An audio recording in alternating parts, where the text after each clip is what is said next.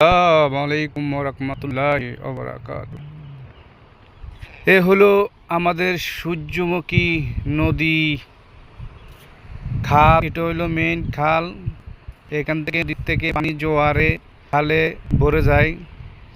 এই নদীতে এক সময় আমরা মাছ ধরেছি, ছোটবেলা কত মাছ ধরেছি। আজকে আমরা নেই, বিভিন্ন কাজে বিভিন্ন সময় শেষ, বিভিন্ন কাজে চলে গেছি, আর আসা পড়ে না। মাঝে মাঝে আসি এই নদীর কথা মনে উঠলে। এই নদী ছিল এখানে, এই নদী ঢেউ ঢেউ চলে গেল, বাগান ভেঙ্গে নদীতে বাগান হয়ে গেল ছোট। আমাদের হাতিয়া ছোট হয়ে গেল নদীতে ভেঙ্গে ভেঙ্গে। এ হলো সূর্যমুখী খাল হাতিয়া।